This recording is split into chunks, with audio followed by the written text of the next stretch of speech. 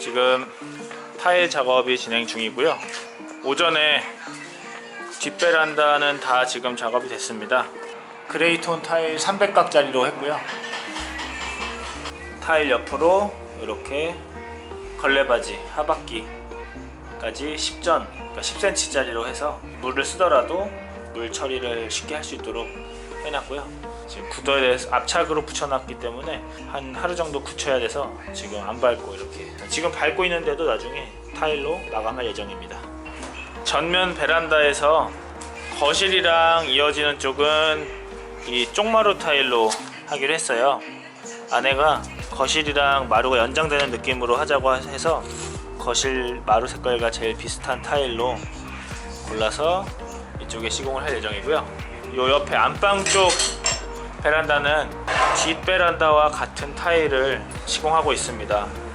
타일의 가장 정석 시공은 압착 시멘트에 물을 개서 반죽처럼 만든 다음에 평활도가 좋은 벽에다가 타일용 흑손, 고대라고 하죠. 타일 고대, 이렇게 홈이 나 있는 흑손으로 쭉 발라줍니다. 그리고 그 위에 이제 타일을 살짝 붙이고 탕탕탕 치면서 면을 맞추면서 붙여가는 거죠.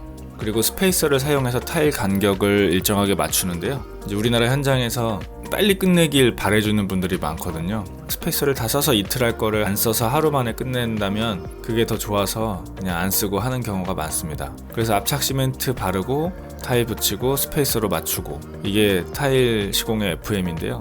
현실은 실제 상태에서의 문제는 벽 상태입니다. 벽이 삐뚤게 돼 있어요. 평활하지 않고 기울어 있기 때문에 옛날 아파트에서 벽돌 쌓아서 만든 조적벽 같은 경우는 굉장히 심합니다. 이렇게 활처럼 휘어 있거나 이쪽에서 저쪽 벽이 4-5cm 두께가 차이 난다든지, 벽이 길어질수록 그 정도가 심해지겠죠. 그래서 나온 게 떠발입니다. 네, 떠붙임 시공이라고 하는데, 그래서 여기 보시듯이 떠발이 전용 몰탈이 있습니다.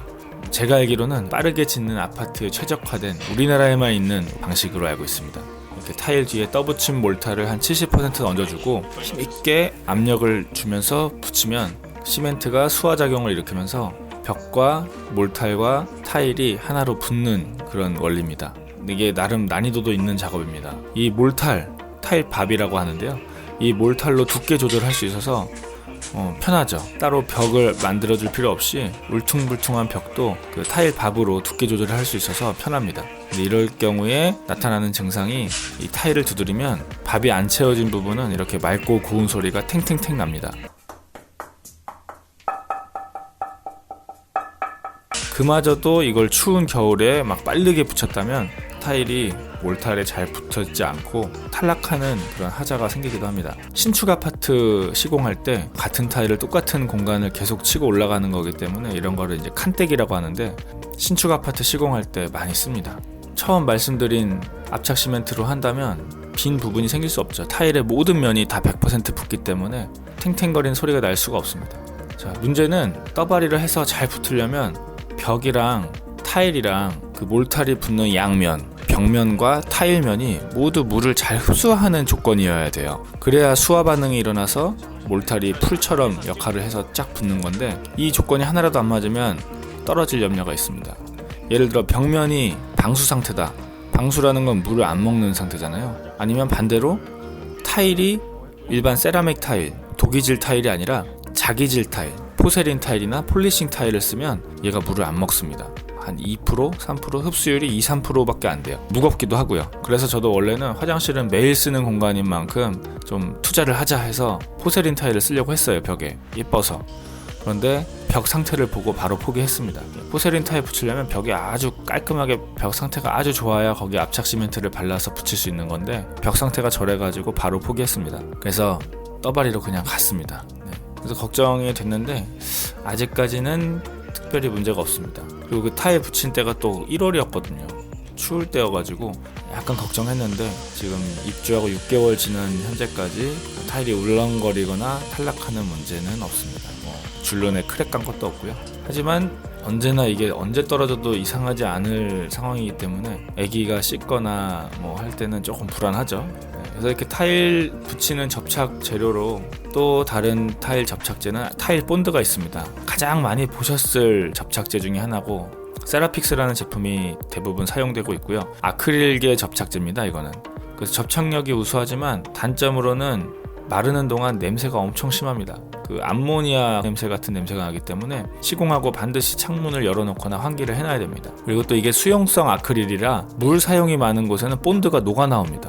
화장실에서는 이 세라픽스를 사용하시면 안 돼요. 그래서 기존 타일 위에 덧방할 때 이 타일 본드를 많이 쓰시고요. 물을 잘 안 쓰는 타일 주변, 예를 들면 부엌 벽 같은 부분 있죠. 물이 잠깐 튀긴 하지만 뭐 화장실처럼 대놓고 쓰진 않잖아요. 이거 장점은 오픈 시간이 길어서 한 번에 쭉 다 발라놓고 이제 쭉 붙여나가도 잘 붙습니다. 압착 시멘트는 그렇지 않거든요. 압착 시멘트는 이게 금방 굳기 때문에 바르면서 같이 붙여나가야 되는데 타일 본드는 오픈 시간이 길어가지고 한 방에 쭉 다 발라놓고 또 한 방에 붙여도 크게 문제가 없습니다. 이미 다 말아져 나오기 때문에 막 가루 날리면서 반죽 몰탈 만들 필요도 없고 뚜껑만 따면 바로 바를 수 있기 때문에 현장에서 많이 선호하는 접착제 중에 하나입니다. 그리고 또 다른 접착제는 요건 이제 폴리머 압착 시멘트라고 있는데요. 압착 시멘트를 조금 더 성능을 업그레이드한 겁니다. 그래서 이거는 방수면이나 포세린 타일, 폴리싱 타일, 그런 자기질 타일도 붙습니다.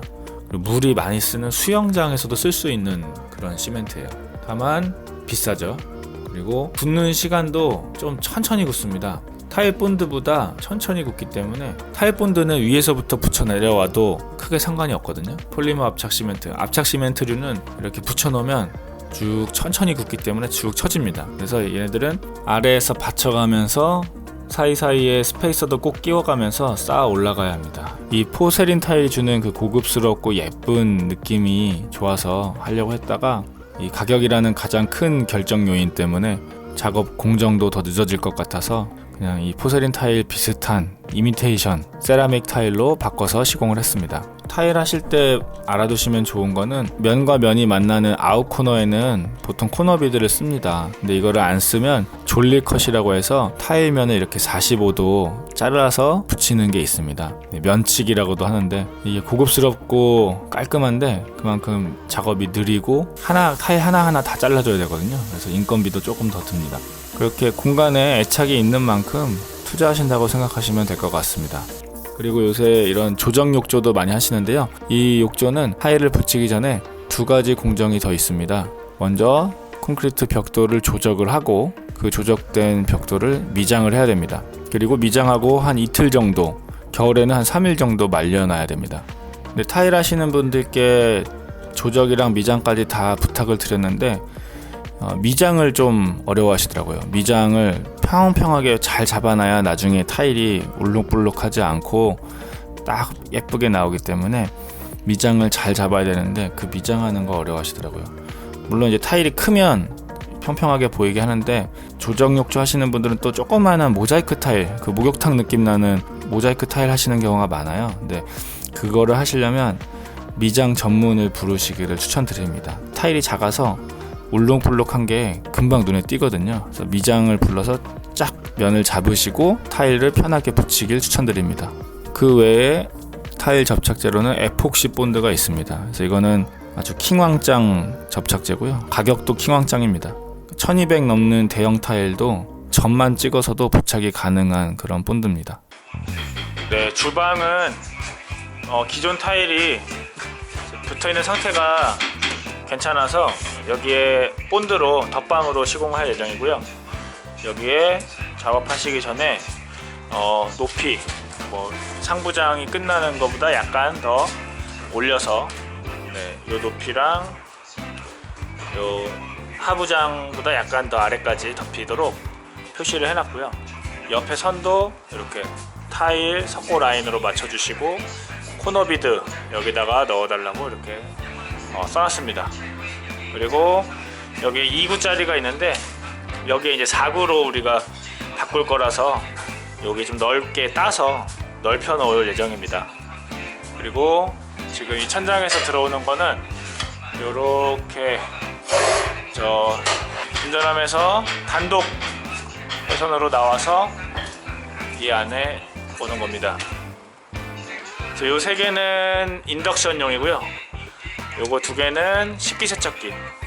원래 식기세척기가 이쪽에 같이 인덕션이랑 오기로 되어 있었는데 이 배관을 어떻게 잘 절묘하게 조정을 해서 냉장고가 조금 튀어나가는 한이 있더라도 식기세척기 이쪽에 넣기로 지금 수정을 했습니다. 배선을 이렇게 내려놓아 주시면은 이렇게 들어오고 이쪽으로는 인덕션으로 들어갑니다. 그래서 여기 보시면은 홈 파놓을 곳을 이렇게 표시해놔서 이 부분을 파내고 얘네를 집어넣은 다음에 아래로 빼놓으면 나중에 싱크대에 설치할 때 뒤로 선을 넣어서 작업을 하게 됩니다.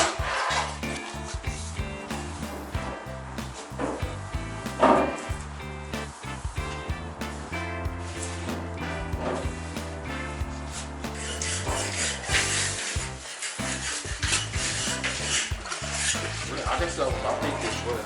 예. 저 같은 볼케이노 색깔로 하면 아마 맞을걸요? 아, 볼케이노 바깥